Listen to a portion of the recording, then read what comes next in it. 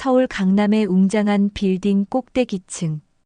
유리창 너머로 보이는 도시의 전경은 마치 작은 장난감처럼 보였습니다. 김도현 회장은 창가에 서서 아래로 내려다보았죠. 50세의 나이에 국내 최고 기업 중 하나인 대현그룹을 이끌고 있는 그는 겉보기에 모든 것을 가진 사람이었습니다. 하지만 그의 마음속에는 항상 채워지지 않는 빈 공간이 있었어요. 회장님, 오후 이사회 회의 자료 검토해 주세요. 비서실장의 목소리에 김도현은 창가에서 돌아섰습니다. 책상 위에는 산더미 같은 서류들이 쌓여 있었죠. 매출, 실적, 전략, 숫자와 글자로 가득한 문서들이었어요. 그는 한숨을 쉬며 자리에 앉았습니다. 알겠네. 잠시 후에 검토하지. 비서실장이 나간 후 김도현의 시선은 자연스럽게 책상 한쪽에 놓인 작은 액자로 향했어요. 그 안에는 낡은 명함 하나가 소중히 보관되어 있었습니다. 박성민 마이너스 대학생. 그리고 휴대전화 번호 하나. 20년도 더 된 명함이었지만 김도현에게는 가장 소중한 물건이었죠. 오늘도 당신을 찾지 못했군요. 김도현은 액자를 손으로 쓰다듬었습니다. 25년 전 한강에서 자살을 시도하던 그를 구해준 청년. 당시 대학생이었던 그 청년이 아니었다면 오늘의 김도현은 존재하지 않았을 거예요. 세상에 절망하여 한강에 몸을 던진 그를 망설임 없이 뛰어들어 구해주고 병원까지 데려다준 은인이었습니다. 수십 년간 찾아봤지만 허망하기만 하네. 은인을 찾기 위해 그는 사설 탐정도 고용하고 방송 프로그램에도 의뢰해 보았죠. 하지만 결과는 늘 같았어요. 박성민이라는 이름의 대학생은 마치 세상에서 사라진 것처럼 종적을 감추었습니다. 오후 회의를 마치고 사무실로 돌아온 김도현은 인사팀장의 보고를 받았어요. 회장님, 새 비서 채용건으로 말씀드리겠습니다. 이번 공채에 총 300명이 지원했고 서류 심사와 1차 면접을 통과한 10명을 선발했습니다. 내일 최종 면접이 있으니 참석해 주시기 바랍니다. 김도현은 고개를 끄덕였습니다. 회사 규모가 커질수록 업무도 늘어났고 그에 맞춰 개인 비서도 한 명 더 필요한 상황이었어요. 후보자들의 프로필 좀 보여주게. 인사팀장이 건넨 서류를 훑어보던 김도현의 시선이 한 지원자에게 멈췄습니다. 박지은, 28살. 우수한 성적으로 대학을 졸업하고 해외 유학 경험도 있는 인재였어요. 하지만 그의 눈길을 끈 것은 그녀의 이력이 아니었습니다. 왠지 모르게 그녀의 사진에서 느껴지는 무언가가 김도현의 마음을 사로잡았어요. 그는 그녀의 프로필을 다시 한번 자세히 살펴보았습니다. 이 지원자, 좀 특별해 보이는군. 다음 날 최종 면접장. 김도현은 10명의 지원자를 차례로 만났습니다. 모두 우수한 인재들이었지만 그의 마음은 이미 기울어져 있었어요. 마지막 순서로 들어온 박지은은 그의 예상대로 뛰어났습니다. 침착하면서도 명쾌한 답변, 진정성 있는 태도, 그리고 따뜻하게 빛나는 눈빛까지. 박지은 씨, 왜 다른 대기업이 아닌 우리 회사를 선택했죠? 김도현의 질문에 박지은은 잠시 생각하더니 미소를 지었습니다. 저는 단순히 성공한 기업이 아닌 사회에 선한 영향력을 끼치는 기업에서 일하고 싶었습니다.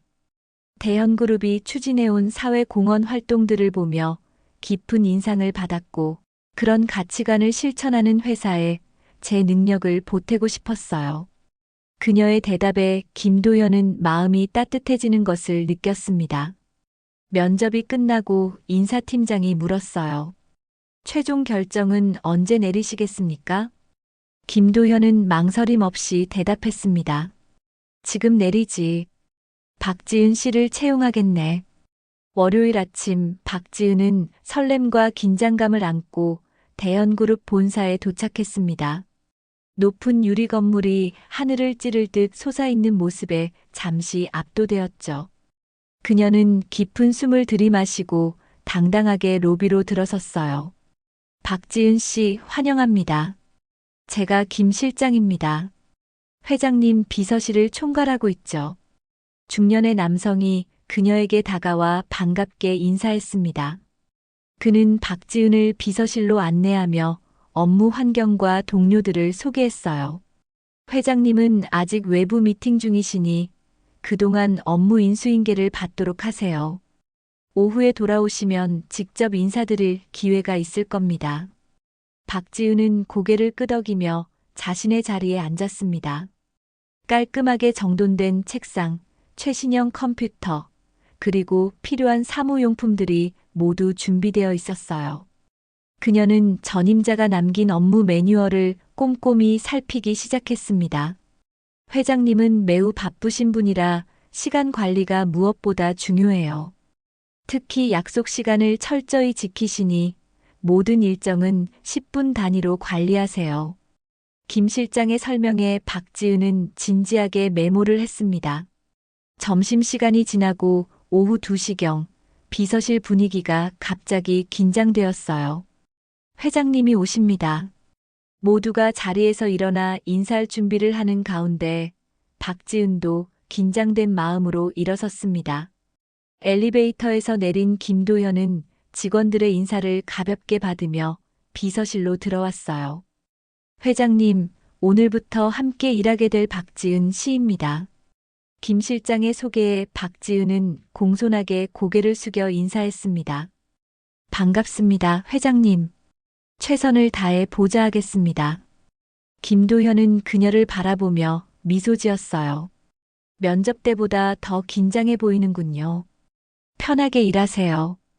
그의 따뜻한 말에 박지은은 조금 안심했습니다. 김도현은 자신의 집무실로 향하며 말했어요. 지금 바로 내 집무실로 와서 오늘 남은 일정 브리핑해 주세요. 박지은은 서둘러 필요한 자료를 챙겨 그의 뒤를 따랐습니다. 회장실은 예상대로 넓고 웅장했지만 의외로 소박한 느낌도 있었어요.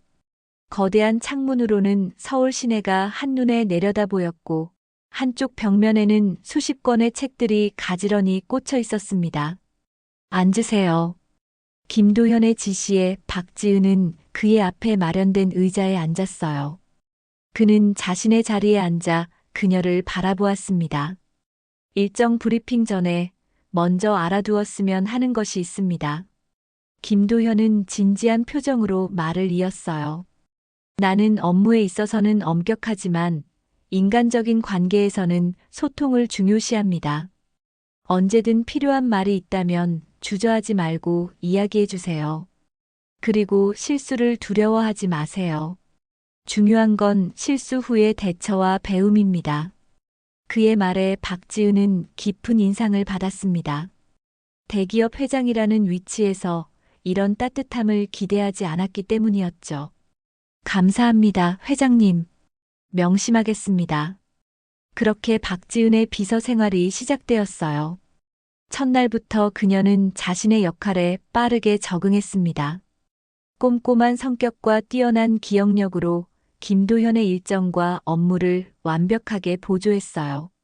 그는 그녀의 능력에 만족하며 점점 더 많은 업무를 맡기기 시작했습니다. 일주일이 지났을 무렵 박지은은 이미 비서실의 중요한 일원이 되어 있었어요. 동료들도 그녀의 성실함과 밝은 성격에 호감을 보였습니다. 특히 김도현은 그녀의 업무 방식에 깊은 신뢰를 느끼고 있었죠. 어느 날 박지은이 회의 자료를 정리하고 있을 때 김도현이 비서실에 들렀습니다. 박 비서, 내일 있을 해외 투자자 미팅 자료 준비는 어떻게 돼가나요? 거의 완료했습니다, 회장님.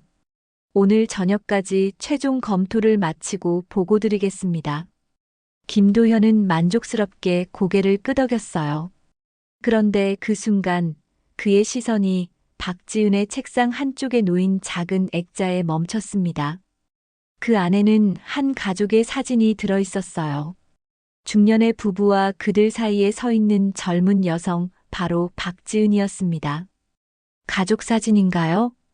김도현의 질문에 박지은은 미소를 지었죠. 네, 부모님과 함께 찍은 사진이에요. 3년 전에 찍었습니다. 김도현은 그 사진을 자세히 보기 위해 다가갔어요. 그리고 사진 속 중년 남성의 얼굴을 보는 순간 그의 심장이 빠르게 뛰기 시작했습니다. 익숙한 얼굴, 세월의 흔적이 있긴 했지만 그 미소는 분명했어요.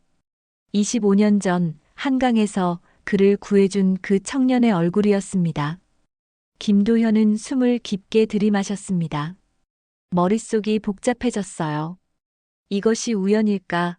아니면 운명일까? 그는 감정을 억누르며 침착하게 물었습니다. 박 비서의 아버님은 어떤 일을 하시나요? 아버지는 고등학교 교사였어요. 하지만 몇 년 전에 박지은의 표정이 어두워졌습니다. 김도현은 그녀가 다음에 할 말을 예상하며 가슴이 조여왔어요. 돌아가셨습니다. 갑작스러운 병으로. 그 말을 들은 순간 김도현의 세계가 흔들리는 것 같았습니다. 오랫동안 찾아 헤매던 은인이 이제는 이 세상에 없다는 사실. 그리고 그의 딸이 자신의 비서로 일하고 있다는 믿기 힘든 현실. 김도현은 말을 잇지 못했어요. 회장님, 괜찮으세요? 박지은의 걱정스러운 목소리에 김도현은 정신을 차렸습니다. 아, 네.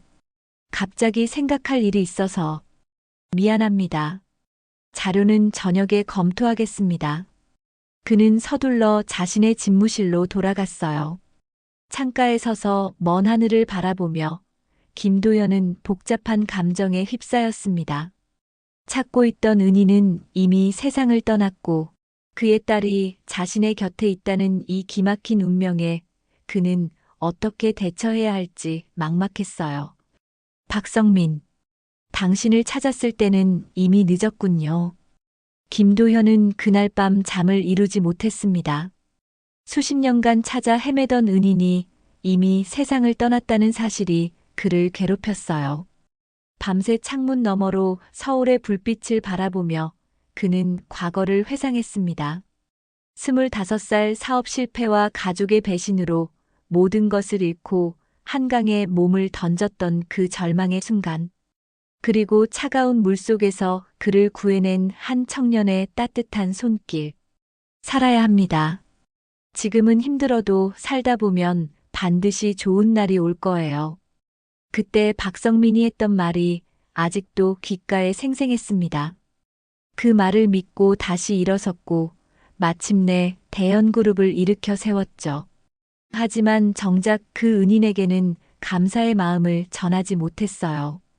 김도현은 깊은 한숨을 내쉬었습니다. 다음 날 아침 그는 평소보다 일찍 회사에 도착했어요. 비서실은 아직 조용했습니다. 김도현은 곧장 인사팀으로 향했죠. 박지은 비서의 개인 기록을 보고 싶네. 인사팀장은 의아한 표정을 지었지만 곧 자료를 준비해 왔습니다. 김도현은 박지은의 이력서와 입사 지원서를 자세히 살펴보았어요. 거기에는 그녀의 가족 관계도 명시되어 있었습니다. 아버지 박성민, 직업 고등학교 교사, 사망일자 3년 전. 김도현은 박성민의 이름 위에 오랫동안 손가락을 대고 있었습니다. 의심의 여지가 없었어요. 이력서에 첨부된 가족 관계 증명서에도 동일한 정보가 기재되어 있었습니다. 그는 자신의 집무실로 돌아와 비밀리에 조사를 지시했어요. 오랜 친구이자 신뢰하는 변호사에게 전화를 걸었습니다. 민서가, 내가 좀 알아봐야 할 사람이 있어. 박성민이라는 사람이야. 3년 전에 사망했고 생전에 고등학교 교사였어. 그에 관한 모든 정보를 가능한 한 빨리 알고 싶네. 사흘 후 김도현은 변호사로부터 상세한 보고서를 받았습니다. 박성민은 서울의 한 고등학교에서 30년간 수학교사로 근무했고 학생들 사이에서 존경받는 스승이었다고 해요. 그는 3년 전 갑작스러운 뇌출혈로 세상을 떠났습니다. 남겨진 가족으로는 아내 이미경과 딸 박지은이 있었죠. 보고서에는 박성민의 생활이 결코 넉넉하지 않았다는 내용도 있었어요. 그는 말년에 아내의 암투병으로 인해 경제적으로 어려움을 겪었고 사망 당시 상당한 부채를 남겼다고 합니다. 그의 딸 박지은은 대학 졸업 후 가정 형편을 돕기 위해 취업했고 지금도 어머니의 치료비를 위해 열심히 일하고 있었죠. 김도현은 보고서를 읽으며 가슴이 무거워졌습니다. 그의 생명을 구해준 은인이 경제적 어려움 속에서 세상을 떠났다는 사실이 그를 괴롭혔어요. 만약 조금만 일찍 그를 찾았더라면 도움을 줄 수 있었을 텐데. 그런 생각에 그는 깊은 자책감에 빠졌습니다. 그날 오후 김도현은 평소보다 조용했어요. 박지은이 업무 보고를 위해 그의 집무실에 들어왔을 때도 그는 그녀의 얼굴을 제대로 보지 못했습니다. 그녀의 얼굴에서 박성민의 모습이 겹쳐 보였기 때문이었죠. 회장님, 오늘 컨디션이 안 좋아 보이세요. 괜찮으신가요? 박지은의 걱정스러운 목소리에 김도현은 억지로 미소를 지었습니다. 괜찮아요. 좀 피곤할 뿐이니 신경 쓰지 마세요. 그는 그녀의 보고를 들으며 자꾸만 마음이 다른 곳으로 흘러갔어요. 지금 자신의 앞에 있는 이 젊은 여성은 자신의 생명의 은인의 딸이었습니다. 그리고 그녀는 아버지의 부채와 어머니의 병으로 힘겨운 삶을 살고 있었죠. 김도현은 그녀에게 무언가를 해주고 싶었지만 어떻게 접근해야 할지 혼란스러웠어요. 박 비서 실례지만 개인적인 질문을 하나 해도 될까요? 박지은은 약간 놀란 표정이었지만 고개를 끄덕였습니다. 물론이죠, 회장님. 가정 형편이 많이 어려운가요? 갑작스러운 질문에 박지은은 잠시 당황했어요. 그러나 곧 담담한 표정으로 대답했습니다. 네, 솔직히 말씀드리면 그렇습니다. 어머니의 치료비가 많이 들어서요. 하지만 걱정하지 않으셔도 됩니다. 제 업무에 지장은 없을 테니까요. 김도현은 고개를 끄덕였습니다. 그녀의 강인함이 느껴졌어요. 아버지를 닮았나 봅니다. 알겠어요. 고맙습니다. 박지은이 나간 후 김도현은 오랫동안 생각에 잠겼습니다. 그는 결심했어요. 비록 박성민에게 직접 은혜를 갚을 수는 없지만 그의 딸에게 갚을 수 있을 것입니다. 하지만 그는 신중해야 했죠. 단순히 경제적 도움을 주는 것이 아니라 진정으로 그녀의 인생에 도움이 되는 방식으로 은혜를 갚고 싶었습니다. 다음 날 김도현은 인사팀장을 불렀어요. 박지은 비서의 역량 개발 계획을 세워주게. 회사 지원으로 대학원 진학이나 해외 연수 같은 기회를 제공하고 싶네. 인사팀장은 의아한 표정을 지었습니다. 방금 입사한 직원에게 그런 혜택을 주시는 건 이례적입니다만. 김도현은 단호하게 말했어요. 그녀에게 잠재력이 보이네. 앞으로 중요한 업무를 맡길 생각이야. 그러니 충분히 준비시키고 싶어. 인사팀장은 더 이상 질문하지 않고 고개를 끄덕였습니다. 김도현의 결정에는 항상 이유가 있었기 때문이었죠. 그날 저녁 김도현은 자신의 변호사에게 다시 전화를 걸었습니다. 민서가 부탁이 하나 더 있어.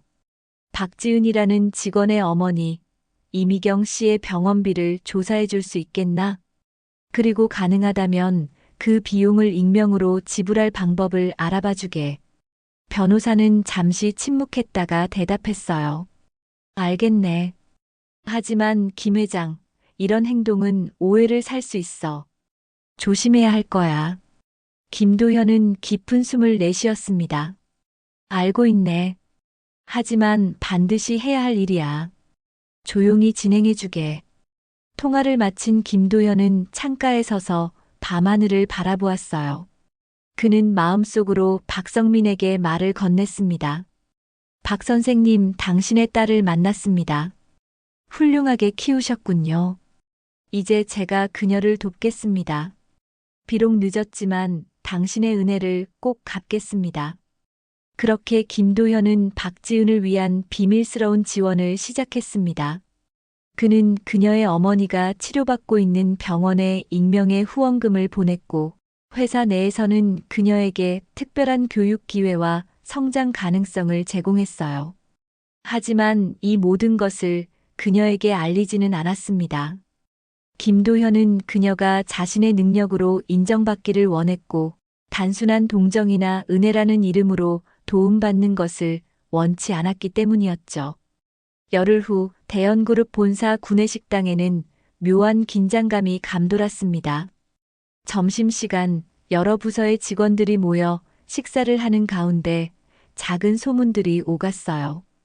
그 중심에는 회장의 신임 비서 박지은에 관한 이야기가 있었죠. 들었어? 박지은 비서가 해외 연수 대상자로 선정됐대. 입사한 지 한 달도 안 됐는데 말이야. 한 여직원이 작은 목소리로 말했습니다. 옆자리의 동료가 고개를 끄덕였어요. 그것뿐이 아니래. 회장님이 직접 그녀를 경영전략회의에 참석시켰다더라. 보통 비서들은 절대 들어갈 수 없는 자리인데 말이지. 다른 테이블에서는 더 구체적인 소문이 퍼지고 있었습니다. 내 친구가 인사팀에 있는데 박지은의 연봉이 다른 신입 비서들보다 훨씬 높게 책정됐대. 회장님의 특별 지시였다더군. 이런 소문들은 순식간에 회사 전체로 퍼져나갔어요. 대부분의 직원들은 그저 호기심 어린 시선으로 바라볼 뿐이었지만 일부는 부정적인 시선을 보내기 시작했습니다. 특히 비서실 내에서는 미묘한 긴장감이 형성되었죠. 박지은 씨, 오늘 저녁에 우리 같이 식사할까요? 입사한 지 얼마 안 됐는데 환영회도 제대로 못했잖아요. 김 실장의 제안에 박지은은 밝게 웃으며 고개를 끄덕였어요. 네, 감사합니다. 기쁘게 참석하겠습니다. 그러나 저녁 식사 자리에서 분위기는 생각보다 어색했습니다. 동료들은 겉으로는 친절했지만 박지은은 그들의 말과 행동 속에 숨겨진 경계심을 느낄 수 있었어요. 특히 그녀와 비슷한 시기에 입사한 다른 비서의 표정은 더욱 굳어 있었습니다. 박지은 씨는 정말 운이 좋네요. 회장님의 마음에 쏙 드셨나 봐요. 우리 같은 사람들은 몇 년을 일해도 그런 기회 한 번 없었는데. 그 말에 담긴 가시를 감지한 박지은은 당황스러웠어요. 그녀는 김도현이 자신에게 특별한 대우를 한다는 사실을 전혀 모르고 있었습니다. 그저 열심히 일한 결과라고만 생각했죠. 제가 뭔가 잘못 알고 있나요? 특별한 대우를 받고 있다는 건. 테이블에 잠시 침묵이 흘렀습니다. 김 실장이 불편한 기색을 감추며 말했어요. 아, 별거 아니에요. 그냥 회장님이 가끔 새로운 인재에게 관심을 보이시는 편이니까요. 너무 신경 쓰지 마세요. 그날 밤 집으로 돌아가는 길에 박지은은 혼란스러웠습니다. 동료들의 이야기가 사실일까? 정말 자신이 부당한 혜택을 받고 있는 걸까? 그리고 그 이유는 무엇일까? 그녀는 자신의 실력으로 인정받고 싶었기에 이런 상황이 불편했어요. 다음 날 아침 박지은은 김도현에게 직접 물어볼 결심을 했습니다. 그는 집무실에서 서류를 검토하고 있었어요. 회장님, 잠시 시간 괜찮으실까요? 김도현은 고개를 들어 그녀를 바라보았습니다. 그럼요, 무슨 일인가요? 박지은은 잠시 망설이다가 조심스럽게 말을 꺼냈어요. 제가 해외 연수 프로그램에 선정됐다고 들었습니다. 입사한 지 얼마 되지 않았는데 이런 기회를 주신 것이 감사하면서도 한편으로는 혼란스럽습니다. 김도현은 잠시 그녀를 바라보았습니다. 그는 이 대화를 예상하지 못했어요. 박 비서가 잠재력이 있다고 판단했습니다. 회사에 필요한 인재라고 생각해서 투자하는 것뿐이에요. 그의 대답은 간결했지만 박지은은 뭔가 더 있다고 느꼈습니다. 그녀는 용기를 내어 더 직접적으로 물었어요. 혹시 개인적인 이유가 있으신가요? 다른 직원들이 저에 대해 오해하고 있는 것 같아서요. 김도현의 표정이 굳어졌습니다. 그는 의자에서 일어나 창가로 걸어갔어요. 그런 소문에 신경 쓰지 마세요. 당신의 능력을 인정해서 기회를 주는 것뿐입니다. 그의 목소리에는 미묘한 긴장감이 있었습니다. 박지은은 더 이상 질문하지 않기로 했어요. 하지만 그녀의 마음속에는 여전히 의문이 남아 있었습니다. 그날 오후 김도현은 변호사 민석을 만났습니다. 고급 레스토랑의 프라이빗 룸에서 그들은 조용히 대화를 나눴어요. 박지은의 어머니 치료비는 모두 처리했네. 익명의 후원자로 지불했고 앞으로 1년간의 치료비도 미리 예약해 두었어. 민석은 서류 봉투를 건넸습니다. 김도현은 고개를 끄덕이며 받았어요. 고맙네. 그런데 문제가 생겼어. 회사에서 소문이 돌고 있어. 내가 박지은에게 특별한 대우를 한다고. 민석은 한숨을 내쉬었습니다. 예상했던 일이야. 그렇게 갑자기 특혜를 주면 사람들이 의심할 수밖에 없지. 더구나 그녀는 젊은 여성이고 자네는. 알아.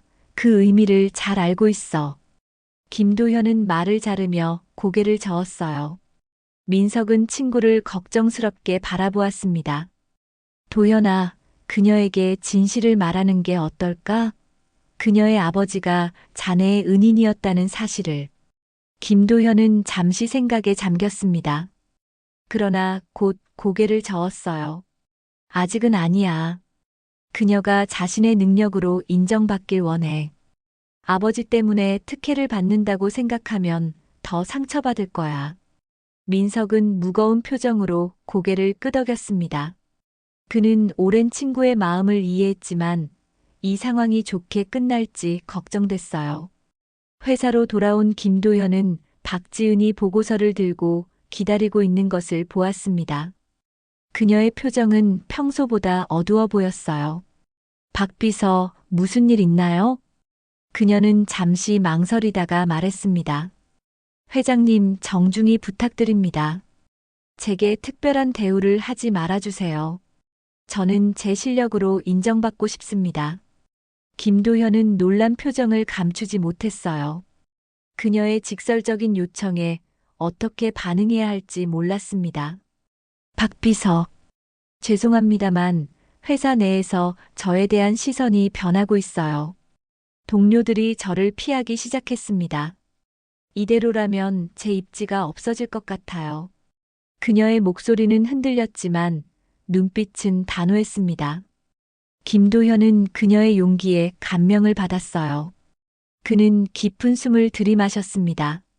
알겠습니다. 앞으로는 다른 직원들과 동등하게 대우하겠습니다.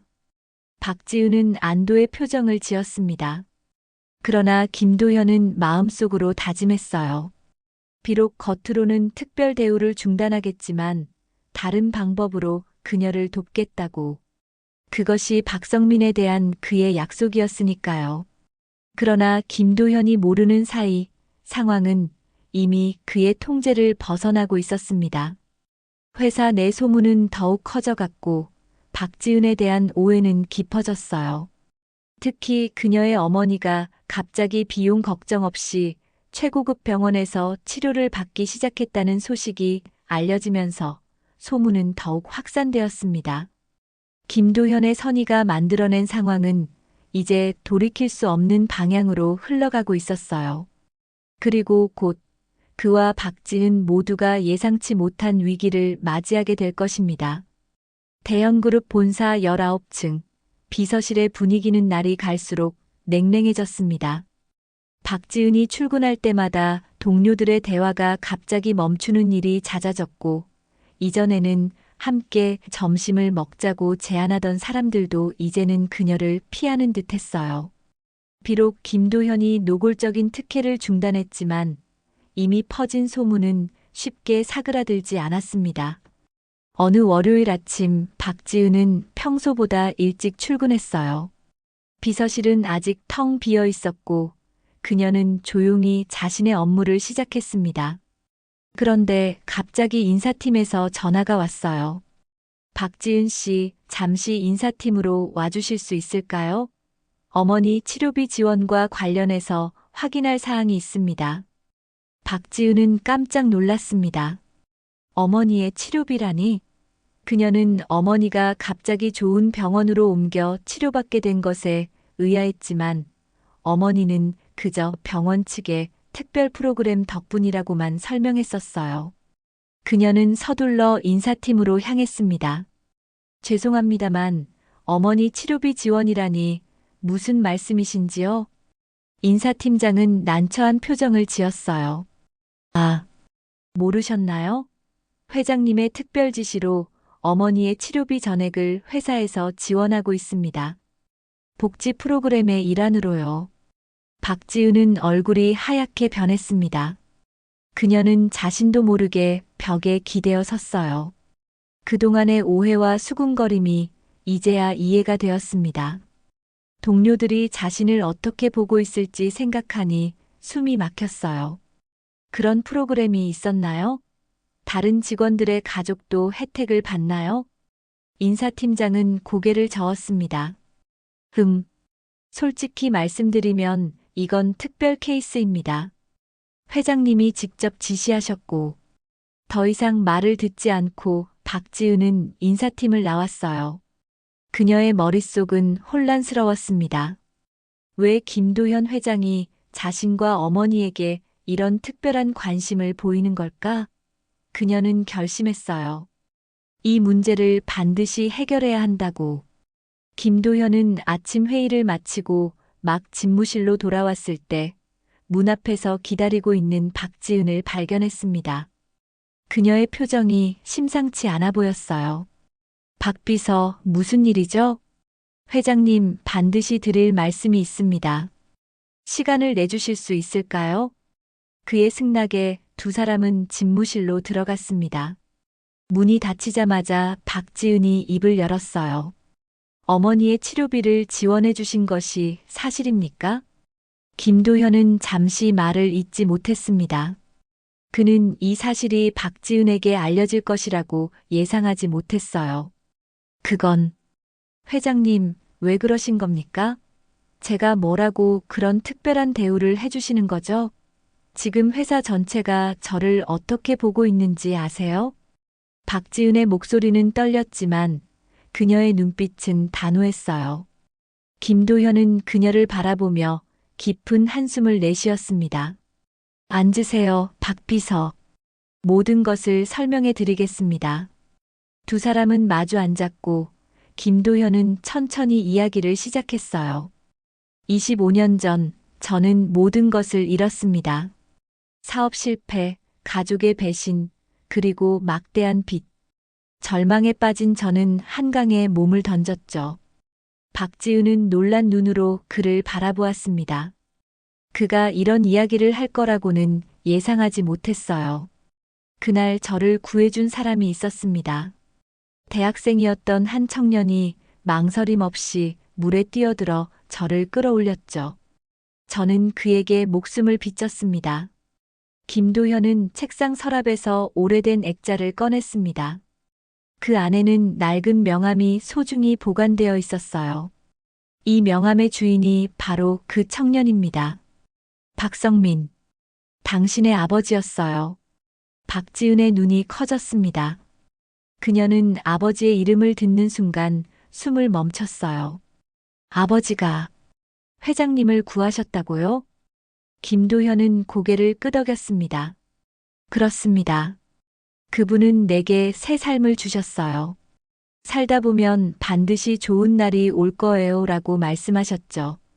그 말을 믿고 다시 일어섰고 결국 대연그룹을 일으켰습니다. 하지만 정작 은인을 찾아 감사를 전하지 못했어요. 수십 년간 찾아 헤맸지만 끝내 찾지 못했죠. 박지은은 믿을 수 없다는 표정이었습니다. 그녀의 눈에서 눈물이 흘러내렸어요. 그런데 당신이 입사 지원서를 냈을 때 가족 사진을 보고 알게 되었습니다. 당신의 아버지가 바로 제 생명의 은인이었던 거죠. 하지만 그분은 이미 세상을 떠나셨고, 김도현의 목소리가 떨렸습니다. 그도 감정을 억누르기 힘들어 보였어요. 저는 그분께 직접 감사를 전할 수 없게 되었지만 적어도 그분의 딸과 가족에게 은혜를 갚고 싶었습니다. 그래서 당신을 채용했고 어머니의 치료도 지원했던 겁니다. 침묵이 흘렀습니다. 박지은은 손수건으로 눈물을 닦았어요. 그녀의 마음은 복잡했습니다. 아버지가 그런 일을 했었다니. 그녀는 그런 이야기를 한 번도 들어본 적이 없었어요. 아버지는 그런 이야기를 한 번도 하지 않으셨어요.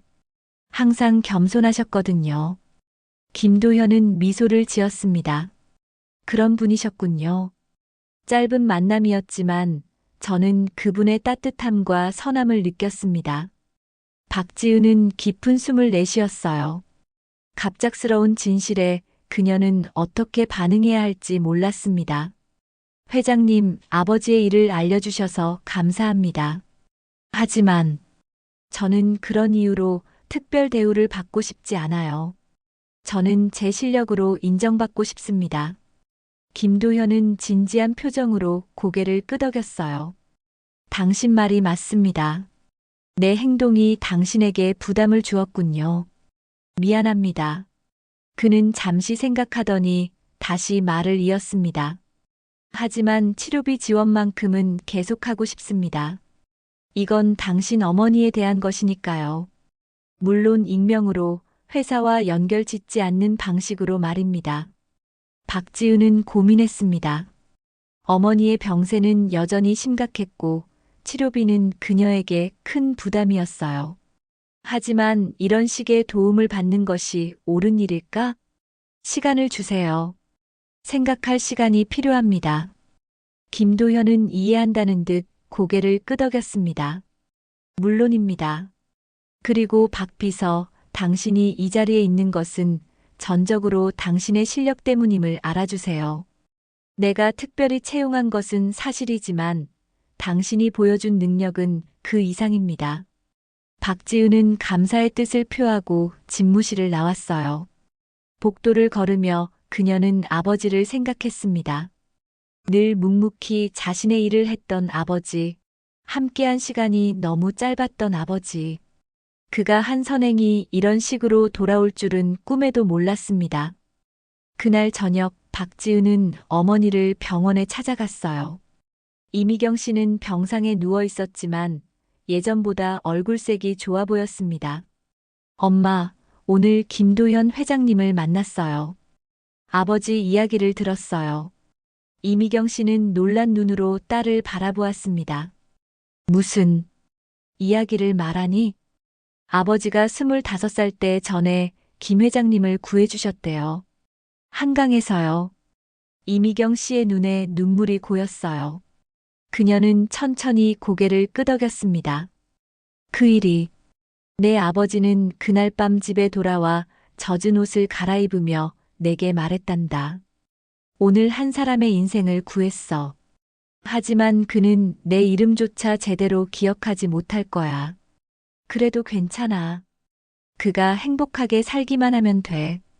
그때 나는 내 아버지가 얼마나 큰 사람인지 다시 한번 느꼈지. 박지은의 가슴이 뜨거워졌습니다. 그녀의 눈에서 뜨거운 눈물이 흘러내렸어요. 그런데 그분이 내 회장님이었어요, 엄마. 그리고 그분이 지금 우리를 돕고 계세요. 이미경 씨는 딸의 손을 꼭 잡았습니다. 두 사람은 오랫동안 말없이 서로를 바라보았어요. 그들의 눈에는 슬픔과 감사, 그리고 새로운 희망이 함께 빛나고 있었습니다. 다시 회사로 돌아온 박지은은 이제 김도현을 다른 시선으로 바라보게 되었어요. 그는 더 이상 그저 자신의 상사가 아니었습니다. 아버지와 연결된 소중한 인연이었죠. 하지만 여전히 회사 내 시선은 그녀를 향해 있었고 소문은 더욱 커져갔습니다. 특히 미스터리한 익명의 후원자가 이미경 씨의 치료비를 전액 지원한다는 소식이 퍼지면서 상황은 점점 더 복잡해졌어요. 김도현과 박진은 두 사람 모두 이 상황을 어떻게 헤쳐나가야 할지 고민했습니다. 하지만 그들은 알지 못했어요. 더 큰 위기가 그들을 기다리고 있다는 것을. 대형그룹 임원 식당, 점심시간이 거의 끝나갈 무렵이었습니다. 한쪽 테이블에서는 몇몇 임원들이 작은 목소리로 대화를 나누고 있었어요. 회장님과 그 신입 비서 사이에 뭔가 있는 게 확실해. 지난주에 내가 직접 봤다니까. 늦은 밤에 둘이서 회장실에 있는 걸. 최 전무의 말에 다른 임원들도 고개를 끄덕였습니다. 나도 들었어. 회장님이 그녀의 어머니 치료비까지 전액 지원한다면서. 보통 일이 아니지. 그들은 알지 못했지만 식당 입구에 서 있던 박지은은 그 대화를 모두 들었어요. 그녀는 충격을 받은 채 그대로 돌아섰습니다. 얼굴이 하얗게 변했고 손에 들고 있던 서류들이 바닥에 떨어졌어요. 급하게 서류를 주워든 그녀는 비서실로 향했습니다. 비서실로 돌아온 박지은은 자신의 책상에 앉아 깊은 숨을 내쉬었어요. 눈물이 차올랐지만 그녀는 꾹 참았습니다. 이런 소문이 퍼지고 있다니 견디기 힘들었어요. 김도현의 선의가 이런 오해를 낳을 줄은 상상도 못했습니다. 오후 회의를 마치고 돌아온 김도현은 박지은의 어두운 표정을 발견했어요. 박 비서, 무슨 일 있나요? 그녀는 복도로 나가자고 손짓했습니다. 두 사람이 조용한 곳으로 이동하자 박지은이 작은 목소리로 말했어요. 회장님, 저에 관한 소문이 심각해지고 있습니다. 우리 사이에 부적절한 관계가 있다는. 김도현의 얼굴이 굳어졌습니다. 그는 이런 상황을 예상하지 못했어요. 말도 안 되는 소리군요. 누가 그런 소문을 퍼뜨리고 있습니까? 임원들 사이에서도 그런 이야기가 오가고 있어요. 제가 직접 들었습니다. 김도현은 깊은 한숨을 내쉬었어요. 그의 표정에는 걱정과 분노가 교차했습니다. 내가 해결하겠습니다. 너무 걱정하지 마세요. 하지만 그날 저녁 더 큰 문제가 발생했습니다. 한 경제신문의 기자가 대연그룹 홍보팀에 연락해 왔어요. 회장과 신입 비서 사이에 특별한 관계에 대한 기사를 준비 중이라는 내용이었습니다. 홍보팀장은 즉시 김도현에게 보고했어요. 회장님, 이 기사가 나간다면 회사 이미지에 큰 타격이 될 수 있습니다. 특히 지금 추진 중인 글로벌 인수합병 건에도 영향을 미칠 겁니다. 김도현은 이마를 짚으며 생각에 잠겼습니다. 그의 선의가 이런 상황을 만들어냈다는 사실이 괴로웠어요. 특히 박지은이 겪을 상처를 생각하니 더욱 마음이 아팠습니다. 다음 날 아침 이사회가 긴급하게 소집되었어요.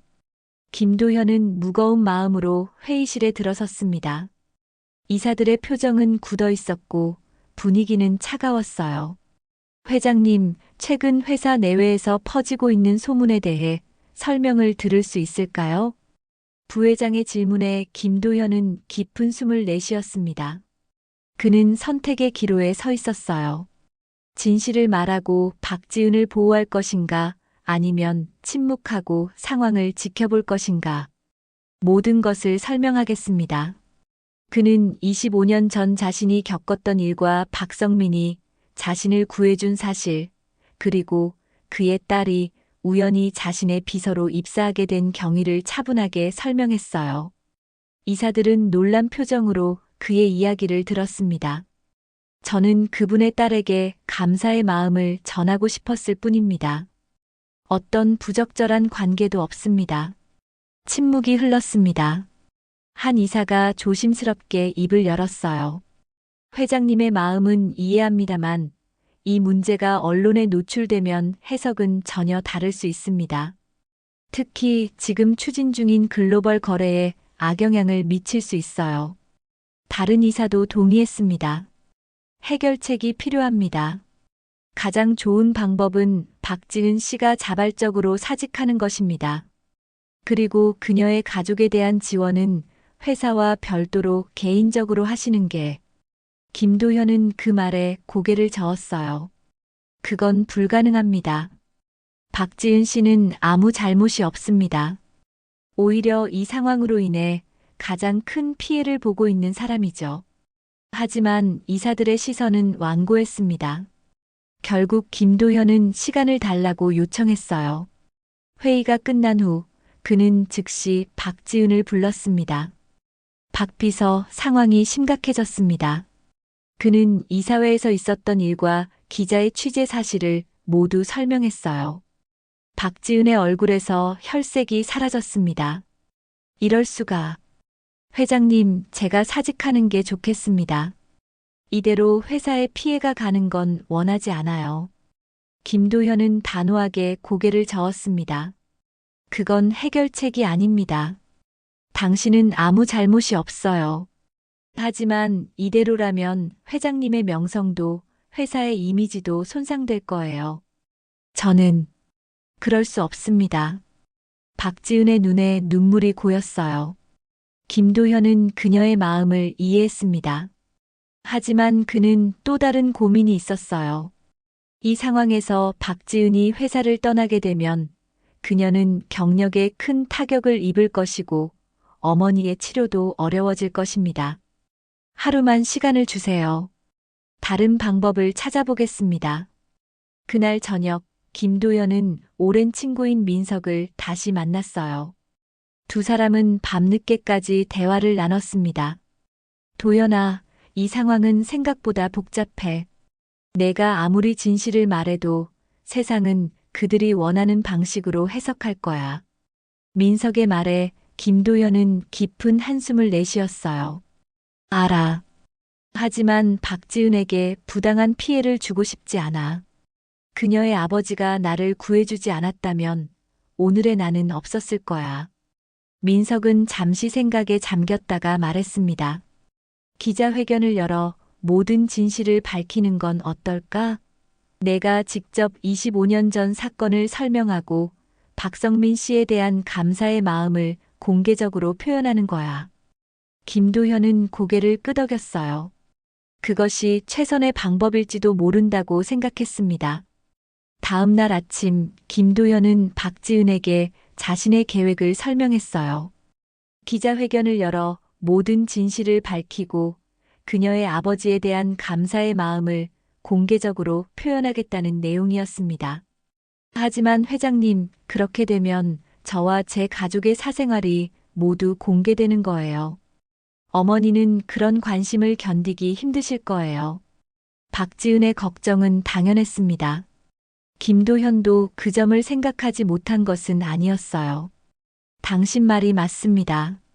하지만 이대로 소문이 계속 퍼진다면 당신의 명예는 더 크게 훼손될 수 있어요. 진실을 밝히는 것만이 당신을 보호하는 방법입니다. 박지은은 깊은 생각에 잠겼습니다. 그녀는 이 상황이 얼마나 심각한지 깨달았어요. 단순히 자신의 문제가 아니라 회사 전체와 김도연의 평판까지 위협받고 있었습니다. 회장님, 저는 결심했습니다. 그녀의 눈빛이 단호해졌어요. 사직서를 제출하겠습니다. 그리고 한동안 해외로 떠나려고 해요. 어머니도 함께요. 그렇게 하면 소문이 자연스럽게 가라앉을 거예요. 김도현은 놀랐습니다. 그는 그녀의 결정을 만류하려 했지만 박지은의 표정은 이미 굳어져 있었어요. 제가 있는 한 이 소문은 계속될 겁니다. 저는 회장님께 더 이상 폐를 끼치고 싶지 않아요. 김도현은 말문이 막혔습니다. 그의 선의가 결국 박지은에게 이런 상처를 주게 될 줄은 몰랐어요. 그는 깊은 자책감에 휩싸였습니다. 내가 모든 것을 망쳤군요. 당신 아버지의 은혜를 갚으려다가 오히려 당신에게 상처를 주었어요. 박지은은 고개를 저었습니다. 아니에요, 회장님. 저는 오히려 감사해요. 아버지가 어떤 분이셨는지, 어떤 선행을 하셨는지 알게 되어서요. 그리고 회장님을 만나게 되어서요. 두 사람의 눈이 마주쳤습니다. 그 순간 그들은 서로에 대한 깊은 이해와 존중을 느꼈어요. 단순한 상사와 비서의 관계를 넘어 운명적으로 연결된 두 사람이었습니다. 하지만 상황은 더욱 악화되었어요. 다음 날 아침 한 경제신문의 일면에 대연그룹 회장과 신입 비서의 특별한 관계를 암시하는 기사가 실렸습니다. 기사는 구체적인 증거 없이 추측성 내용으로 가득했지만 그 영향력은 막대했어요. 회사 주가가 급락했고 글로벌 인수합병권은 위기에 처했습니다. 김도현은 이사회의 압박 속에서 어려운 결정을 내려야 했어요. 회사와 박쥐는 그리고 자신의 명예를 어떻게 지켜야 할지 막막했습니다. 그는 창가에 서서 멀리 보이는 한강을 바라보았어요. 25년 전 그곳에서 새 삶을 얻었던 그날을 떠올리며 대형그룹 본사 앞은 언론사 취재진들로 북적였습니다. 김도현 회장과 신입 비서 사이의 스캔들에 관한 기사가 나간 이후 모든 언론의 관심이 쏠렸어요. 보안 요원들이 건물 입구를 지키고 있었지만 기자들의 끈질긴 질문 세례는 계속되었습니다. 회장님, 박쥐는 비서와의 관계에 대해 답변해 주시겠습니까? 특별 대우를 한 이유가 무엇입니까? 해외 인수합병권이 무산될 가능성이 있다는 소문이 있는데 이에 대한 입장은? 질문들이 쏟아졌지만 김도현은 침묵을 지킨 채 본사 건물로 들어갔어요. 그의 표정은 무겁고 지쳐 보였습니다. 30층 회장실에 도착하자 그는 창문을 통해 아래에 모여 있는 기자들을 내려다보았어요. 상황이 생각보다 더 심각했습니다. 그때 노크 소리가 들렸고 박지은이 조심스럽게 문을 열었습니다. 회장님, 들어가도 될까요? 김도현은 고개를 끄덕였어요. 박지은의 얼굴은 창백했고 눈가에는 피곤함이 역력했습니다. 그녀는 며칠 동안 거의 잠을 이루지 못했을 것입니다. 사직서를 가져왔습니다. 그녀는 흰 봉투를 내밀었어요. 김도현은 그것을 받지 않고 고개를 저었습니다. 아직 결정하지 말아요. 내가 마지막으로 할 수 있는 일을 해보고 싶습니다. 박지은은 의아한 표정을 지었지만 더 이상의 질문은 하지 않았어요. 두 사람 사이에 묘한 침묵이 흘렀습니다. 창밖으로는 서울의 풍경이 펼쳐져 있었고 하늘에는 어두운 구름이 모여들고 있었어요. 내일 기자회견을 열 겁니다. 김도현의 말에 박지은은 놀란 눈으로 그를 바라보았습니다. 하지만 회장님, 그러시면 모든 진실을 밝히려고 해요. 당신 아버지에 관한 이야기, 우리의 관계, 모든 것을요. 더 이상 숨기는 것은 의미가 없어요. 박지은은 걱정스러운 표정으로 고개를 저었습니다. 그렇게 되면 회장님의 개인적인 과거까지 모두 공개되는 거예요. 자살 시도까지. 회사 이미지에도 좋지 않을 거예요. 김도현은 쓴웃음을 지었어요. 이제 와서 회사 이미지를 걱정할 단계는 지난 것 같군요. 지금 우리에게 필요한 건 진실입니다. 그는 창가에서 돌아서서 박지은을 바라보았습니다. 당신의 명예를 지키는 것이 제게는 더 중요합니다. 당신 아버지께 진 빚을 갚는 마지막 방법이라고 생각해요. 박지은의 눈에 눈물이 고였습니다. 그녀는 김도현의 결심이 얼마나 굳은지 느낄 수 있었어요. 하지만 저도 기자회견에 함께 하고 싶습니다. 제 이야기이기도 하니까요. 김도현은 잠시 생각하더니 고개를 끄덕였습니다. 좋습니다. 함께 진실을 밝히죠. 다음 날 오전 대연그룹 본사 대회의실은 언론사 기자들로 가득 찼습니다. 모두가 이 스캔들의 진실을 듣기 위해 모인 것이었어요. 정각에 김도현이 입장했고 그 뒤를 박지은이 따랐습니다. 카메라 플래시가 쉴 새 없이 터졌고 기자들의 소란스러운 질문이 쏟아졌어요. 김도현은 침착하게 연단에 섰습니다. 그의 표정은 진지했고 목소리는 단호했어요. 오늘 이 자리에 여러분을 모신 이유는 최근 언론에 보도된 저와 박지은 비서 사이의 관계에 관한 소문을 바로잡기 위함입니다. 회의실이 순식간에 조용해졌습니다. 모든 기자들이 숨을 죽이고 그의 말을 경청했어요. 저는 오늘 25년 전의 이야기를 들려드리려 합니다. 제 인생에서 가장 어둡고도 가장 중요했던 순간에 관한 이야기입니다. 김도현은 천천히 자신의 과거를 털어놓기 시작했어요. 사업 실패와 가족의 배신, 그리고 절망 속에서 한강에 몸을 던졌던 그 밤의 이야기, 그리고 그를 구해준 한 대학생, 박성민에 관한 이야기까지. 그분은 제게 새 삶을 주셨습니다. 살다 보면 반드시 좋은 날이 올 거예요 라는 그 한마디가 저를 다시 일어서게 했고 오늘의 대연그룹을 만들 수 있게 했습니다. 김도현의 목소리가 약간 떨렸지만 그는 계속해서 이야기를 이어나갔어요. 저는 오랫동안 그분을 찾아 감사의 인사를 전하고 싶었습니다. 하지만 끝내 찾지 못했죠. 그러던 중 놀랍게도 그분의 딸이 제 회사에 지원했고 우연히 제 비서로 일하게 되었습니다. 기자들 사이에서 작은 소란이 일었습니다.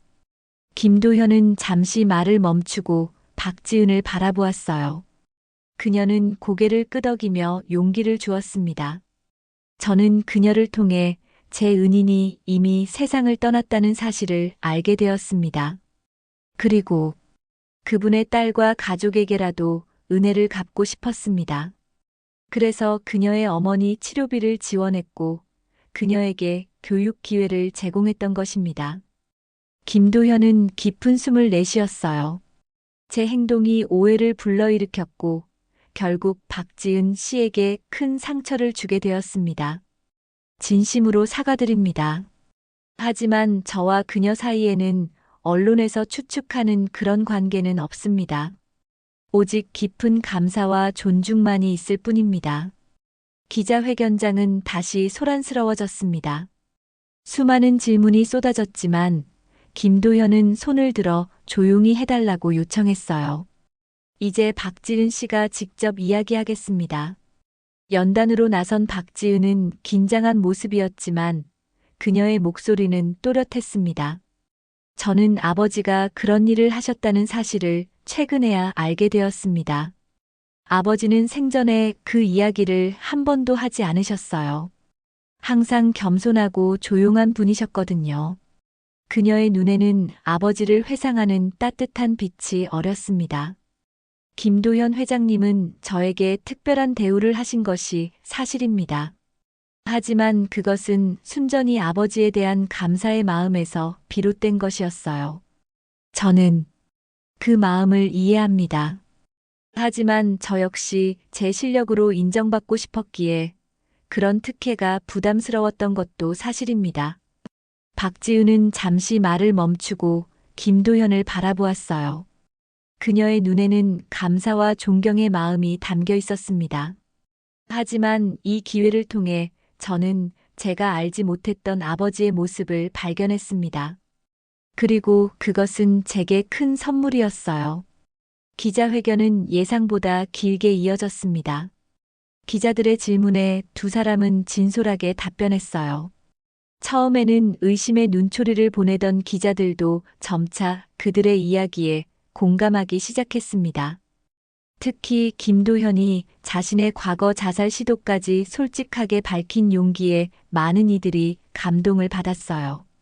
기자회견이 끝난 후 박지은은 김도현에게 다가갔습니다. 회장님, 정말 괜찮으세요? 모든 것을 공개하신 것이. 김도현은 따뜻한 미소를 지었어요. 괜찮습니다. 오히려 마음이 가벼워졌어요.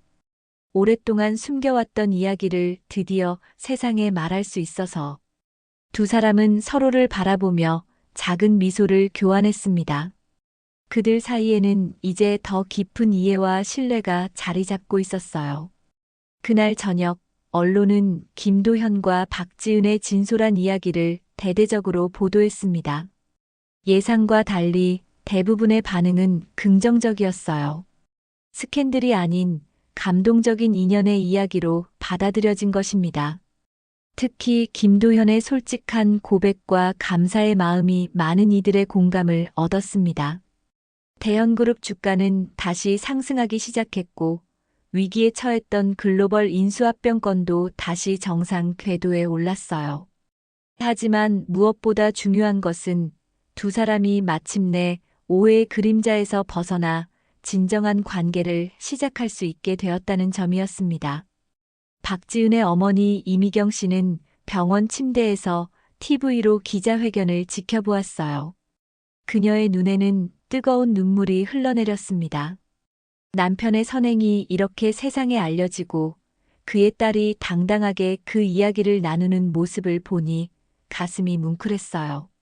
성민 씨, 당신이 해준 일이 이렇게 큰 파도를 만들었네요. 지금 하늘에서 보고 있나요? 이미경 씨는 창밖의 밤하늘을 바라보며 작은 미소를 지었습니다. 그녀의 마음에는 이제 슬픔보다 감사와 자부심이 더 크게 자리 잡고 있었어요. 그리고 김도현과 박지은은 이제 새로운 관계를 시작했습니다. 단순한 상사와 비서가 아닌 깊은 인연으로 연결된 두 사람으로서의 관계를요. 그들 앞에는 아직 많은 도전이 기다리고 있었지만 이제 그들은 진실의 힘을 알게 되었습니다. 그리고 그 진실이 그들을 더 강하게 만들어줄 것이라는 확신도요. 다음 날 아침 대현그룹 본사. 임직원들은 어제의 기자회견 소식을 들었고 회사 분위기는 완전히 달라져 있었습니다. 의심과 수군거림 대신 존경과 감동의 기운이 흐르고 있었어요. 특히 비서실의 분위기는 더욱 그러했습니다. 박지은 씨, 정말 대단해요. 우리는 모두 당신을 오해하고 있었네요. 동료들의 진심 어린 사과에 박지은은 미소를 지었습니다. 그녀는 이제 다시 시작할 준비가 되어 있었어요.